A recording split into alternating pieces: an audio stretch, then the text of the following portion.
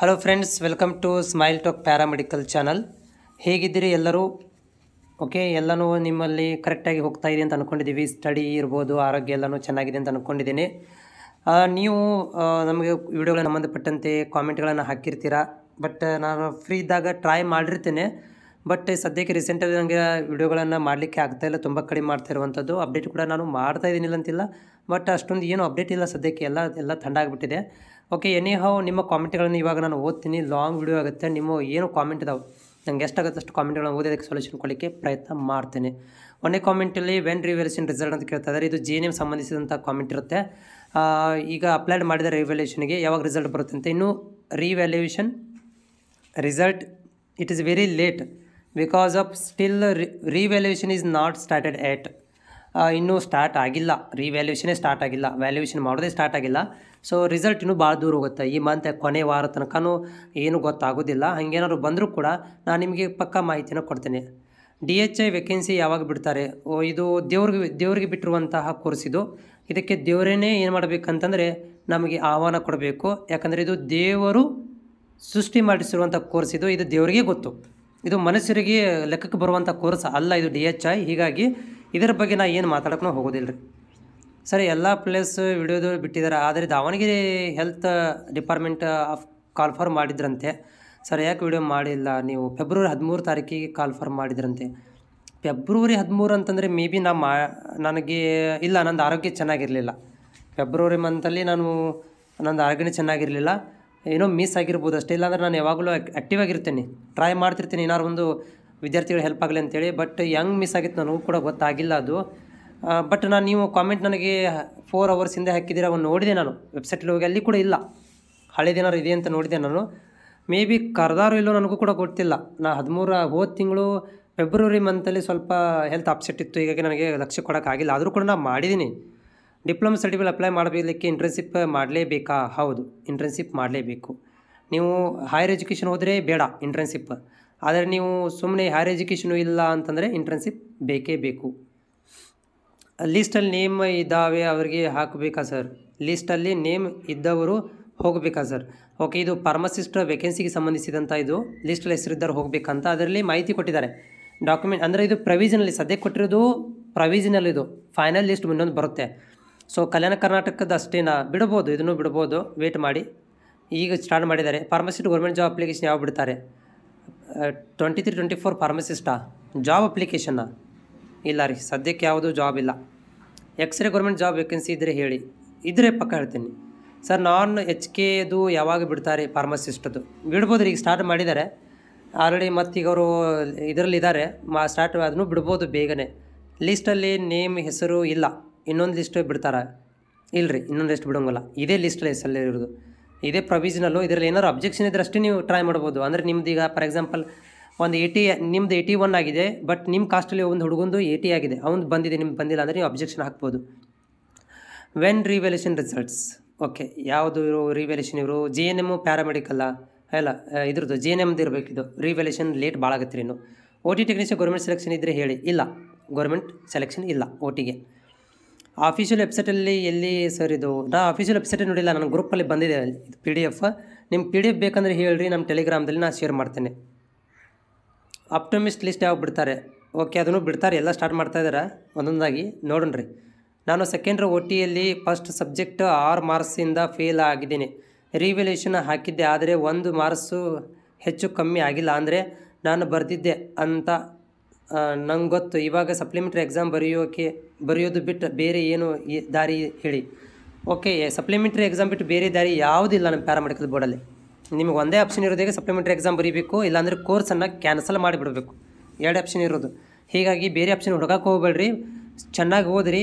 ಯಾಕಂದರೆ ಮೇ ಮಂತಲ್ಲಿ ಎಕ್ಸಾಮ್ ಬರುತ್ತೆ ನಿಮಗೆ, ಅದರಲ್ಲಿ ಚೆನ್ನಾಗಿ ಸ್ಕೋರ್ ಮಾಡ್ಕೊಂಬಿಡಿ. ಅಂದರೆ ಸ್ಕೋರು ಚೆನ್ನಾಗಾಗುತ್ತೆ ನಿಮ್ಮದು.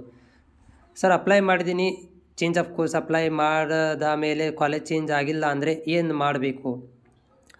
ಅಪ್ಲೈ ಮಾಡಿದೆ ಅಂದರೆ ನೀವು ಟರ್ಮ್ ಕಂಡೀಷನ್ ನೋಡಿ ಅಪ್ಲೈ ಮಾಡಬೇಕು. ಅಂದರೆ ಸೀಟ್ ಇದ್ದರೆ ಕೊಡ್ತಾರೆ, ಇಲ್ಲಾಂದರೆ 1000 ರೂಪೀಸ್ ಗೋಳಮ್ಮ. ಇದು ಕೋರ್ಸು ಇದು ಕಾಲೇಜಲ್ಲೇ ಇರಬೇಕು, ಏನಾಗೋದಿಲ್ಲ. ಈಗೇನು ಕೋರ್ಸ್ ಇದೆಯಲ್ಲ ಅದೇ ಕೋರ್ಸಲ್ಲಿ ಕಂಟಿನ್ಯೂ ಆಗುತ್ತೆ. ನಾನು ಚೇಂಜ್ ಆಫ್ ಕೋರ್ಸ್ ಅಪ್ಲಿಕೇಶನ್ ಹಾಕೀನಿ ಸರ್, ಈಗ ಕ್ಯಾನ್ಸಲ್ ಮಾಡ್ಬೋದಾ? ಹಾಂ ಮಾಡ್ಬೋದು, ಬೋರ್ಡಿಗೆ ಕಾಂಟ್ಯಾಕ್ಟ್ ಮಾಡ್ಬೋದು, ಕಾಲೇಜಿಂದ ನೀವು ಕ್ಯಾನ್ಸಲ್ ಮಾಡಿಸ್ಬೋದು. ಕಾಲೇಜಿಂದ ಹೇಳಿ ಬೋರ್ಡಿಗೆ ಕಾಂಟ್ಯಾಕ್ಟ್ ಮಾಡಿಸಿ ಅದು ಲಿಸ್ಟ್ ಬರೋಕ್ಕಿಂತ ಮೊದಲೇ ಕ್ಯಾನ್ಸಲ್ ಮಾಡಬೇಕು. ಲಿಸ್ಟ್ ರೆಡಿ ಆದಮೇಲೆ ಕ್ಯಾನ್ಸಲ್ ಮಾಡೋಕ್ಕೆ ಬರೋದಿಲ್ಲ. ಇವಾಗ ನೀರ ನೇಮಕಾತಿ ಯಾವಾಗ ಕರೀತಾರೆ? ಸದ್ಯಕ್ಕೆ ಯಾವುದೂ ನೀರ ನೇಮಕಾತಿ ಇಲ್ಲ ಸರ್. ಕ್ಲಿಯರೆನ್ಸ್ಗೆ ಯಾವಾಗ ಅಪ್ಲಿಕೇಶನ್ ಹಾಕಬೇಕು? ಕ್ಲಿಯರೆನ್ಸ್ ಹಾಕಕ್ಕೆ ಹೋಗಬೇಡಿ, ಡೈರೆಕ್ಟ್ ಡಿಪ್ಲೊಮಾ ಸರ್ಟಿಫಿಕೇಟ್. ಕ್ಲಿಯರೆನ್ಸ್ ಎದಕ್ಕೆ ಬೇಕು? ಕ್ಲಿಯರೆನ್ಸ್ ಕೇಳೋದಿಲ್ಲ. ಕ್ಲಿಯರೆನ್ಸ್ ಈಗ ಸದ್ಯಕ್ಕಿಲ್ಲದು. ಗೌರ್ಮೆಂಟಲ್ಲಿ ಜಾಬ್ ಆದಾಗ ಕೇಳಿದರೆ ಅಷ್ಟೇ ಅಪ್ಲೈ ಮಾಡಬೇಕು, ಇಲ್ಲಾಂದ್ರೆ ಇಲ್ಲ. ಟ್ರೈ ಮಾಡೋಕ್ಕೂ ಹೋಗಬೇಡ್ರಿ, ಯಾಕಂದರೆ ಈಗ ಸುಮ್ಮನೆ ವೇಸ್ಟ್ ಆಗುತ್ತೆ ಅದು ಕ್ಲಿಯರೆನ್ಸ್. ಡಿಪ್ಲೊಮಾ ಸರ್ಟಿಫಿಕೇಟಿಗೆ ಎಲ್ಲ ಒರಿಜಿನಲ್ ಮಾರ್ಕ್ಸ್ ಕಾರ್ಡ್ ಬಂದಮೇಲೆ ಅಪ್ಲೈ ಮಾಡಿರಿ. ಹಾಯ್ ಸರ್, ನಾನು ದುಬೈಯಲ್ಲಿ ಇದ್ದೇನೆ. So I have to write a supplementary exam. Please kindly requesting to before 1 week update the time table. ನೀವು ಡೇಟ್ ಹೇಳಿದ ಮೇಲೆ I have to book the ticket to India. ನಾವು annual exam ಬರೀಲಿಲ್ಲ because of some issue. I directly came to Dubai for my work. So now I am planning to write a supply now. So kindly requesting to inform 1 week before. 100% sure the exam will be in the May. Are you sure? I am depend on your videos.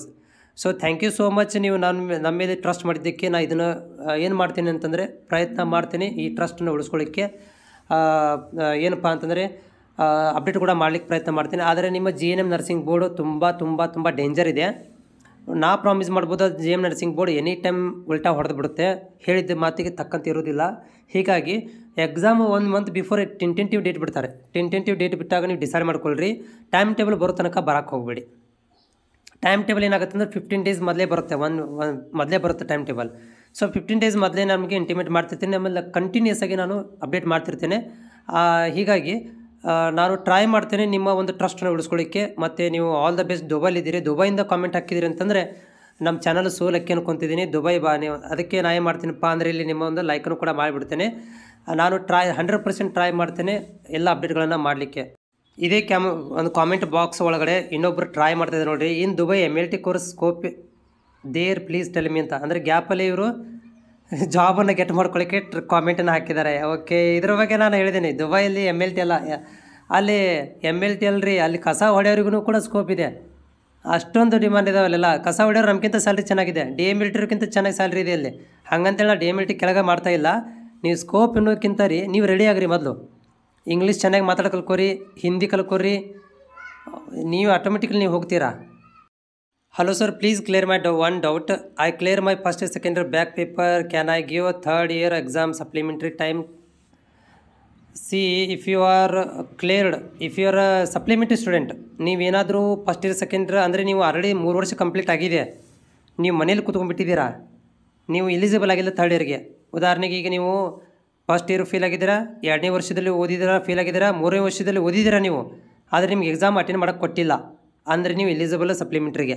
Exam attend ಮಾಡೋಕ್ಕೆ ಕೊಟ್ಟಿಲ್ಲ ಅಂದರೆ ಎಲಿಜಿಬಲು. In case of ನೀವು fresher ಇದ್ದೀರಾ, first year second year pass ಆಗಿದ್ದಾವೆ, ಈಗ 3rd year ಓದ್ತಾ ಇದ್ದೀರಾ, you are not eligible. ನಿಮ್ಮದು ಅಕಾಡೆಮಿಕ್ 3rd year ಕಂಪ್ಲೀಟ್ ಆಗಿರಬೇಕು, ಅಂದರೆ ನೀವು ಸಪ್ಲಿಮೆಂಟ್ರಿಗೆ ಎಲಿಜಿಬಲ್ ಇದ್ದೀರಾ. ಸರ್, ನಮ್ಮ ಕಾಲೇಜಲ್ಲಿ 1 hour ಅಷ್ಟೇ ನಡೆಯುತ್ತೆ ಸರ್, ಅದು ಪ್ಲೀಸ್ ಕ್ಲೋಸ್ ಮಾಡಿ. ಎಕ್ಸಾಮ್ ಬಗ್ಗೆ ಬೇಗ ಪಾಸ್ ಮಾಡಲ್ಲ, ನಾವು ಅಷ್ಟು ಚೆನ್ನಾಗಿ ಬರೆದ್ರು 5 ವರ್ಷ ತೊಗೊಂಡಿದ್ದಾರೆ. ಓಕೆ, ಇವರು ಇದ್ರದ್ದು ಕಾಲೇಜ್ ಬಂದ್ ಮಾಡೋ ಬಗ್ಗೆ, ಇವರು ಕಾಲೇಜಲ್ಲಿ 1 ತಾಸು ತೊಗೊತಾರಂತೆ. ಯು ಆರ್ ಸೋ ಲಕ್ಕಿ, ನಿಮ್ಮಲ್ಲಿ ಕಾಲೇಜಲ್ಲಿ 1 ತಾಸು ತೊಗೊತಾ ಇದ್ದಾರೆ. ಒಂದಷ್ಟು ಕಾಲೇಜಲ್ಲಿ ಟೈಮ್ ಪಾಸ್ ಮಾಡಿಸಿ ಕಳಿಸ್ತಾ ಇದ್ದಾರೆ. ಇನ್ಸ್ಟಾ ಯೂಸ್ ಮಾಡು, ವಾಟ್ಸಪ್ ಯೂಸ್ ಮಾಡು, ರೀಲ್ಸ್ ಮಾಡು ಅಂತ ಹೇಳುವಂಥ ಕಾಲೇಜುಗಳು ನಾನು ನೋಡಿದ್ದೀನಿ ಕಣ್ಣಾರೆ. ಧಾರವಾಡಕ್ಕೆ ಬಂದರೆ ನೀವು ತೋರಿಸ್ತೀನಿ ನಿಮಗೆ. ಒಂದು ಡಮ್ಮಿ ಕಾಲೇಜ್ ಇದೆ, ಅಲ್ಲಿ ವಿದ್ಯಾರ್ಥಿಗಳು ಎಷ್ಟು ವೇಸ್ಟ್ ಟೈಮ್ ವೇಸ್ಟ್ ಮಾಡಿ ಹೋಗ್ತಾರೆ ಅಂದರೆ ಕ್ಲಾಸಿನ ನಡೆಯಂಗಿಲ್ಲ, ಸೆಮಿನಾರ್ ಮಾಡಿ ಕಳಿಸ್ತಾರೆ. ಅಟ್ಲೀಸ್ಟ್ ನಿಮ್ಗೆ 1 hour ನಡೀತದೆ ಕ್ಲಾಸು, ಆ ಕಾಲೇಜಲ್ಲಿ ಸೆಮಿನಾರ್ ಮಾಡಿ ಕಳಿಸ್ತಾರೆ. ನೆಕ್ಸ್ಟು ಪ್ಯಾರಾಮೆಡಿಕಲ್ ಸರ್ಟಿಫಿಕೇಟ್ ಯಾವಾಗ ಅಪ್ಲೈ ಮಾಡೋದು? ಒರಿಜಿನಲ್ ಮಾರ್ಕ್ಸ್ಗಳು ಬರಬೇಕು ನಿಮ್ಮ. ಸರ್, ನಾನು DDT ಇಂದ DHI change of course application ಹಾಕಿದ್ದೀನಿ ಸರ್, ಅದು ಈಗ ಕ್ಯಾನ್ಸಲ್ ಮಾಡ್ಬೋದಾ? ಬೇಗ ಮಾಡಿಸಿ, ಇವತ್ತೇ ಮಾಡಿಸ್ಬೇಕು. ಎನಿ ಕಂಡೀಷನ್ ಒಳಗೆ ಬೋರ್ಡಿಗೆ ಹೋಗಿ ವಿಸಿಟರ್ ಮಾಡಿ ಕ್ಯಾನ್ಸಲ್ ಮಾಡಿಸಿ, ಇಲ್ಲ ಕಾಲೇಜಿಂದ ಕ್ಯಾನ್ಸಲ್ ಮಾಡಿಸಿ. ಇಲ್ಲಾಂದರೆ ಒಂದು ಸಲ ಅದು ರೆಡಿಯಾಗಿ ಬಂದರೆ ಕ್ಯಾನ್ಸಲ್ ಮಾಡೋಕ್ಕೆ ಬರೋದಿಲ್ಲ.